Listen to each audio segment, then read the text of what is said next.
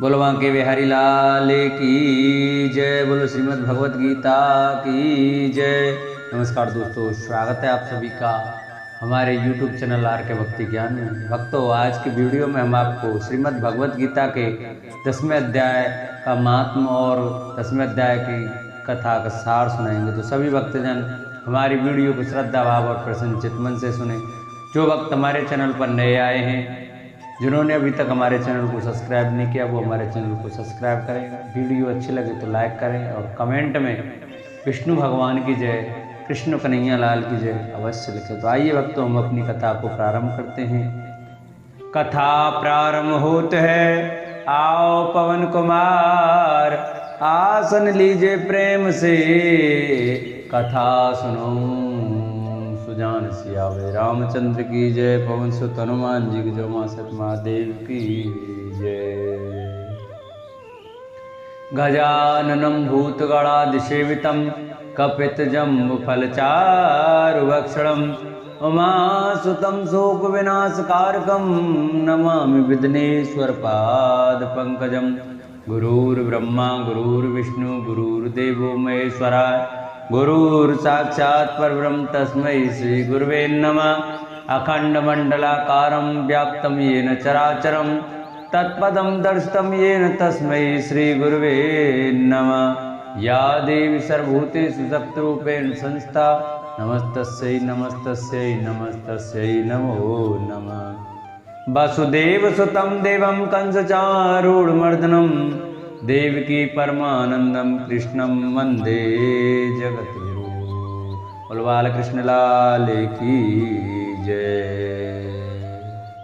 भगवान शिव जी कहते हैं, सुंदरी अब तुम 10वें अध्याय के महात्म की परम पावन कथा सुनो, जो स्वर्ग रूपी दुर्ग के जान के लिए सुंदर सोपान और प्रभाव की चरम सीमा है। काशीपुरी में धीरबुद्धि नाम से विख्यात एक ब्राह्मण था, जो मुझ में प्रिय नंदी के समान भक्ति रखता था। यह पावन कीर्ति के अर्जन में तत्पर रहने वाला, शांति चित्त और हिंसा, कठोरता एवं दुस्साहस से दूर रहने वाला था।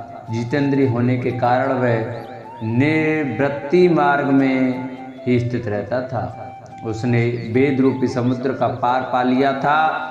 वह संपूर्ण शास्त्रों के तात्पर्य का ज्ञाता था। उसका चित्त सदा मेरे ध्यान में संलग्न रहता था। वह मन को अंतरात्मा में लगाकर सदा आत्म तत्व का साक्षात्कार किया करता था। अतः जब वह चलने लगता, तब मैं प्रेम बस उसके पीछे दौड़कर उसे हाथ का सहारा देता रहता था। यह देख मेरे पार्षद भृंगिरटी ने पूछा, भगवान इस प्रकार भला किसने आपका दर्शन किया होगा? इस महात्मा ने कौन सा तप होम अथवा जप किया है कि स्वयं आप ही पद पद पर इसे हाथ का सहारा देते चलते हैं? भृंगिरटी का यह प्रश्न सुनकर मैंने इस प्रकार उत्तर देना आरंभ किया। एक समय की बात है, कैलाश पर्वत के पार भाग में पुन्नाग वन के भीतर चंद्रमा के अमृतमय किरणों से धुली हुई भूमि में एक वेदी का आश्रय लेकर मैं बैठा हुआ था। मेरे बैठने के क्षण भर बाद ही सहसा बड़े जोर की आंधी उठी। वहां के वृक्षों की शाखाएं नीचे ऊपर होकर आपस में टकराने लगी। कितनी ही टहनियां टूट टूट कर बिखर गईं। पर्वत की अविचल छाया भी हिलने लगी। इसके बाद वहां महान भयंकर शब्द हुआ, जिससे पर्वत की कंदराएं प्रतिध्वनित हो उठी। तदंतर आकाश में कोई विशाल पक्षी उतरा, जिसकी कांति काले मेघ के समान थी। वह कज्जल की राशि, अंधकार के समूह अथवा पंख कटे हुए काले पर्वत सा जान पड़ता था। पैरों से पृथ्वी का सहारा लेकर उस पक्षी ने मुझे प्रणाम किया और एक सुंदर नवीन कमल मेरे चरणों में रखकर स्पष्ट वाणी में स्तुति करनी आरंभ की। पक्षी बोला, देव आपकी जय हो। आप चिदानंदमयी सुधा के सागर तथा जगत के पालक हैं। सदा सद्भावना से युक्त एवं अनासक्ति की लहरों से उल्लसित हैं। आपके वैभव का कहीं अंत नहीं है। आपकी जय हो। अद्वैत वासना से परिपूर्ण बुद्धि के द्वारा आप त्रिविध मलों से रहित हैं। आप जितेंद्रिय भक्तों के अधीन रहते हैं तथा ध्यान में आपके स्वरूप का साक्षात्कार होता है। आप अविद्या में उपाधि से रहित नित्य मुक्त निराकार निरामय असीम अहंकार शून्य आवरण हित और निर्गुण हैं। आपके चरण कमल शरणागत भक्तों की रक्षा करने में प्रवीण हैं। अपने भयंकर ललाट रूपी महासर्प की विष ज्वाला से आपने कामदेव को भस्म किया है। आपकी जय हो। आप प्रत्यक्ष आदि प्रमाण से दूर होते हुए भी प्रामाण्य रूप स्वरूप हैं। आपको बार बार नमस्कार है। चैतन्य के स्वामी तथा त्रिभुवन रूपधारी आपको प्रणाम है। मैं श्रेष्ठ योगियों द्वारा चुंबित आपके उन चरण कमलों की वंदना करता हूँ जो अपार भव पाप के समुद्र से पार उतरने में अद्भुत शक्तिशाली है। महादेव साक्षात बृहस्पति भी आपकी स्तुति करने की धृष्टता नहीं कर सकते। सहस्त्र मुखों वाले नागराज शेष में भी इतनी चातुरी नहीं है कि वे आपके गुणों का वर्णन कर सकें। फिर मेरे जैसे छोटी बुद्धि वाले पक्षी को तो बेसाती क्या है। उस पक्षी के द्वारा किए हुए इस स्तोत्र को सुनकर मैंने उससे पूछा, विहंगम तुम कौन हो और कहाँ से आए हो? तुम्हारी आकृति तो हंस जैसी है मगर रंग कौवे का मिला है। तुम जिस प्रयोजन को लेकर यहाँ आए हो उसे बताओ। पक्षी बोला, देवेश मुझे ब्रह्मा जी का हंस जानिए। धूर्जटे जिस कर्म से मेरे शरीर में इस समय कालिमा आ गई है उसे सुनिए। प्रभु यद्यपि आप सर्वत्र हैं अतः आपसे कोई भी बात छिपी नहीं है। तथापि यदि आप पूछते हैं तो बतलाता हूँ। सौराष्ट्र सूरत नगर के पास एक सुंदर सरोवर है जिसमें कमल लहराते रहते हैं। उसी में बाल चंद्रमा के टुकड़े जैसे श्वेत मृणालों के ग्रास लेकर मैं बड़ी तीव्र गति से आकाश में उड़ रहा था। उड़ते उड़ते सहसा वहां से पृथ्वी पर गिर पड़ा। जब होश में आया और अपने गिरने का कोई कारण न देख सका तो मन ही मन सोचने लगा, ओ ये मुझ पर क्या आ पड़ा। आज मेरा पतन कैसे हो गया। पके हुए कपूर के समान मेरे श्वेत शरीर में यह कालिमा कैसे आ गई। इस प्रकार विस्मित होकर मैं अभी विचार ही कर रहा था कि उस पोखर के कमलों से मुझे ऐसी वाणी सुनाई दी, हंस उठो, मैं तुम्हारे गिरने और काले होने का कारण बताती हूँ। तब मैं उठकर सरोवर के बीच में गया और वहाँ 5 कमलों से युक्त एक सुंदर कमलनी को देखा। उसको प्रणाम करके मैंने प्रदक्षिणा की और अपने पतन का सारा कारण पूछा। कमलनी बोली, कल हंस तुम आकाश मार्ग से मुझे लांघकर गए हो, उसी पताक के परिणाम बस तुम्हें पृथ्वी पर गिरना पड़ा है तथा उसी कारण तुम्हारे शरीर में कालिमा दिखाई देती है। तुम्हें गिरा देख मेरे हृदय में दया भराई और जब मैं इस मध्यम कमल के द्वारा बोलने लगी हूँ उस समय मेरे मुख से निकली हुई सुगंध को सूंघकर 60,000 भंवरे स्वर्गलोक को प्राप्त हो गए हैं। पक्षीराज, जिस कारण मुझ में इतना वैभव ऐसा प्रभाव आया है उसे बतलाती हूँ, सुनो। इस जन्म से पहले तीसरे जन्म में इस पृथ्वी पर एक ब्राह्मण की कन्या के रूप में उत्पन्न हुई थी। उस समय मेरा नाम सरोज वदना था। मैं गुरुजनों की सेवा करती हुई सदा एकमात्र पतिव्रत के पालन में तत्पर रहती थी। एक दिन की बात है, मैं एक मैना को पढ़ा रही थी। इससे पति सेवा में कुछ विलम्ब हो गया। इससे पति देवता कुपित हो गए और उन्होंने साफ दिया, पापनी तू मैना हो जा। मरने के बाद यद्यपि मैं मैना ही हुई तथापि पतिव्रत के प्रसाद से मुनियों के ही घर में मुझे आश्रय मिला। किसी मुनि कन्या ने मेरा पालन पोषण किया। मैं जिनके घर में थी वे ब्राह्मण प्रतिदिन प्रातःकाल विभूति योग नाम से प्रसिद्ध गीता के 10वें अध्याय का पाठ करते थे और वे उस पाप आर्य अध्याय को सुना करती थी। व्यंगम काल आने पर मैं मैना का शरीर छोड़कर 10वें अध्याय के माध्यम से स्वर्गलोक में अप्सरा हुई। मेरा नाम पद्मावती हुआ और मैं पद्मा की प्यारी सखी हो गई। एक दिन मैं विमान से आकाश में विचर रही थी। उस समय सुंदर कमलों से सुशोभित इस रमणीय सरोवर पर मेरी दृष्टि पड़ी और इसमें उतरकर ज्यों ही मैंने जल क्रीड़ा आरंभ की त्यों ही दुर्वासा मुनि आ धमके। उन्होंने वस्त्रहीन अवस्था में मुझे देख लिया। उनके भय से मैंने स्वयं ही एक कमलनी का रूप धारण कर लिया। मेरे दोनों पैर 2 कमल हुए, दोनों हाथ भी 2 कमल हुए और शेष अंगों के साथ मेरा मुख भी एक कमल हुआ। इस प्रकार मैं 5 कमलों से युक्त हुई। मुनिवर दुर्वासा ने मुझे देखा। उनके नेत्र क्रोधाग्नि से जल उठे थे। वे बोले, पापनी, तू इसी रूप में 100 वर्षों तक पड़ी रहे। यह साफ देखकर वे क्षण भर में अंतर्ध्यान हो गए। कमलनी होने पर भी विभूति योग अध्याय के महात्म से मेरी वाणी लुप्त नहीं हुई है। मुझे लांगने मात्र के अपराध से तुम पृथ्वी पर गिरे हो। पक्षीराज यहाँ खड़े हुए तुम्हारे समान ही आज मेरे साप की निवृत्ति हो रही है, क्योंकि आज 100 वर्ष पूरे हो गए हैं। मेरे द्वारा गाए जाते हुए उस उत्तम अध्याय को तुम भी सुन लो। उसके श्रवण मात्र से तुम भी आज ही मुक्त हो जाओगे। यूँ कहकर पद्मी ने स्पष्ट एवं सुंदर वाणी में 10वें अध्याय का पाठ किया और वह मुक्त हो गई। उसे सुनने के बाद उसी के दिए हुए इस उत्तम कमल को लाकर मैंने आपको अर्पण किया है। इतनी कथा सुनाकर उस पक्षी ने अपना शरीर त्याग दिया। ये एक अदृश्य घटना हुई। वही पक्षी अब 10वें अध्याय के प्रभाव से ब्राह्मण कुल में उत्पन्न हुआ।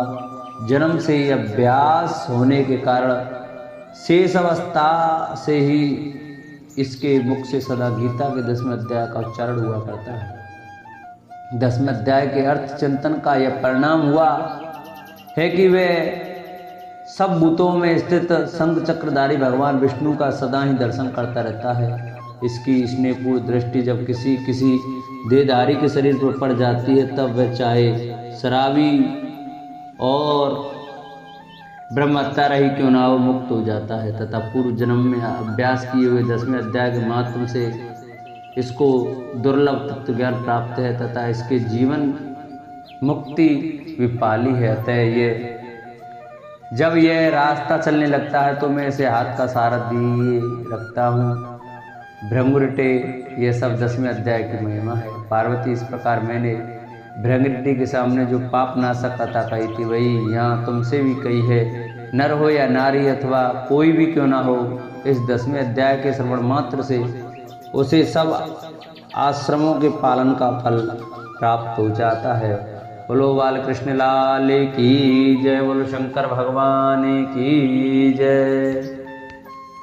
10वां अध्याय का सार। भगवान श्री कृष्ण जी बोले, हे महाभाव, फिर भी मेरे परम रहस्य और प्रभाव युक्त वचन श्रवण कर, जो कि मैं तुझ अत से प्रेम रखने वाले के लिए हित की इच्छा से कहूँगा। हे अर्जुन, मेरी उत्पत्ति को अर्थात विभूत सहित लीला से प्रकट होने को न देवता लोग जानते हैं और न महर्षि जन ही जानते हैं, क्योंकि मैं सब प्रकार से देवताओं का और महर्षियों का भी आदि कारक ऋण हूँ, जो मेरे को अजन्मा अर्थात वास्तव में जन्म रहित और अनादि तथा लोकों का मान ईश्वर तत्व से जानता है। वह मनुष्यों में ज्ञानवान पुरुष संपूर्ण पापों से मुक्त हो जाता है। हे अर्जुन, निश्चय करने की शक्ति एवं तत्व ज्ञान और अमूर्ता, क्षमा, सत्य तथा इंद्रियों का वश में करना और मन का निग्रह तथा सुख दुख, उत्पत्ति और प्रलय एवं भय और अभय भी तथा अहिंसा, समता, संतोष, तप, दान, कीर्ति और कीर्ति, ऐसे प्राणियों के नाना प्रकार के भाव मेरे से ही होते हैं। हे अर्जुन, 700 महर्षि जन और 4 उनमें से भी पूर्व में होने वाले सनकादिक तथा स्वयंभुव आदि 14 मनु, ये मेरे में भाव वाले सब के सब मेरे संकल्प से उत्पन्न हुए हैं, कि जिनकी संसार में संपूर्ण प्रजा है। जो पुरुष इस मेरी परमेश्वर रूप विभूति को और योग शक्ति को तत्व से जानता है, वह पुरुष निश्चल ध्यान योग द्वारा मेरे में ही एक ही भाव से स्थित होता है। इसमें कुछ भी संशय नहीं है। मैं वासुदेवी संपूर्ण जगत की उत्पत्ति का कारण हूँ और मेरे से ही सब जगत चेष्टा करता है। इस प्रकार तत्व से समझकर श्रद्धा और भक्ति से युक्त हुए बुद्धिमान भक्तजन मुझ परमेश्वर को ही निरंतर भजते हैं। वे निरंतर मेरे में मन लगाने वाले और मेरे में ही प्राणों का अर्पण करने वाले भक्तजन सदा ही मेरी भक्ति की चर्चा के द्वारा आपस में मेरे प्रभाव को जानते हुए तथा गुण और प्रभाव सहित मेरा कथन करते हुए ही संतुष्ट होते हैं और मुझ वासुदेव में ही निरंतर रमण करते हैं और निरंतर मेरे ध्यान में लगे हुए और प्रेम पूर्वक भजन वाले भक्तों को मैं वह तत्व ज्ञान रूप योग देता हूँ कि जिससे वे मेरे को ही प्राप्त होते हैं।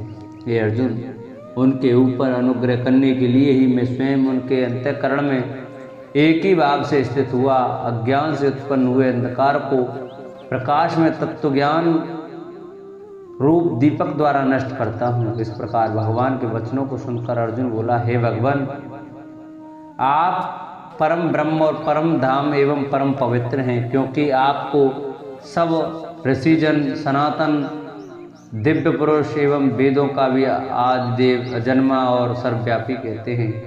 वैसे ही देवर्षि नारद तथा अमित और देव ऋषि तथा महर्षि व्यास और स्वयं आप भी मेरे प्रति कहते हैं। हे केशव, जो कुछ भी मेरे प्रति आप कहते हैं इस समस्त को मैं सत्य मानता हूँ। हे भगवान, आपके लीला में स्वरूप को न दानव जानते हैं और न देवता ही जानते हैं।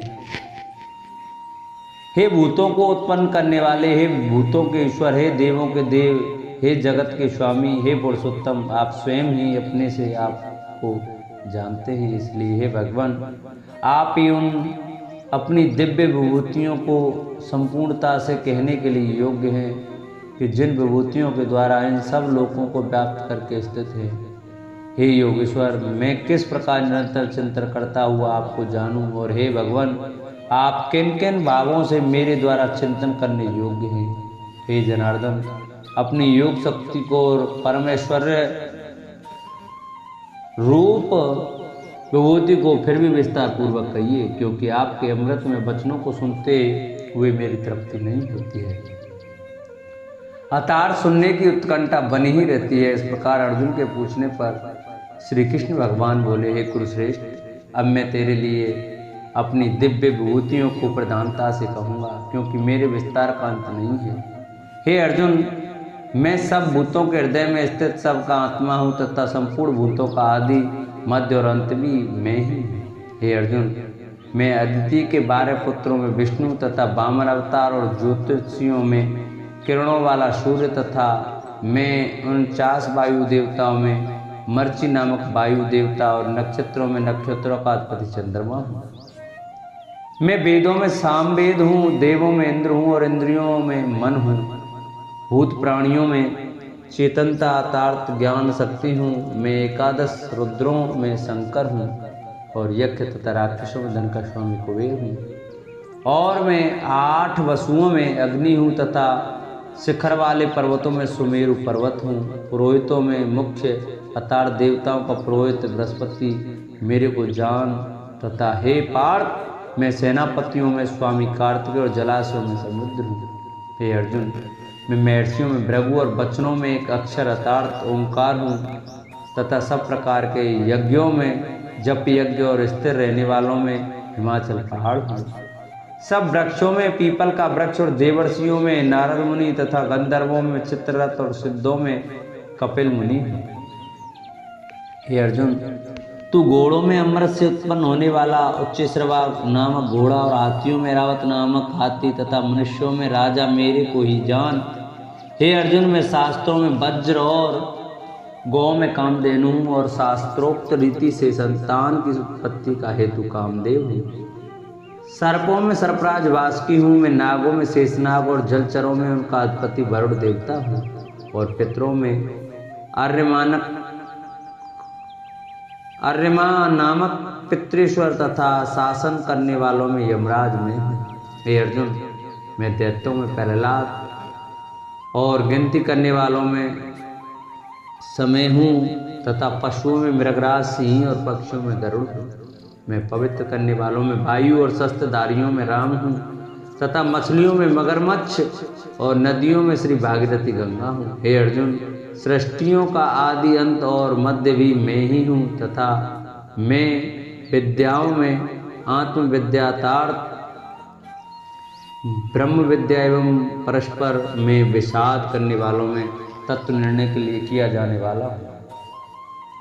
मैं अक्षरों में अकार और समासों में द्वंद्व नामक समास हूँ तथा अक्षय काल अर्थात काल का भी महाकाल और विराट स्वरूप सबका धारण पोषण करने वाला मैं ही हूँ। हे अर्जुन, मैं सबका नाश करने वाला मृत्यु और आगे होने वाले की उत्पत्ति का कारण हूँ तथा स्त्रियों में कीर्ति श्री बाघ स्मृति मेधा धृति और क्षमा हूँ तथा मैं गायन करने वाले योग्य श्रुतियों में ब्रह्मसाम और छंदों में गायत्री छंद तथा महीनों में मार्गशीर्ष का महीना ऋतुओं में वसंत ऋतु में हूँ। हे अर्जुन, मैं छल करने वालों में जुआ और प्रभावशाली पुरुषों का प्रभाव हूँ तथा मैं जीतने वालों की विजय हूँ और निश्चय करने वालों का निश्चय एवं सात्विक पुरुषों का सात्विक भाव हूँ।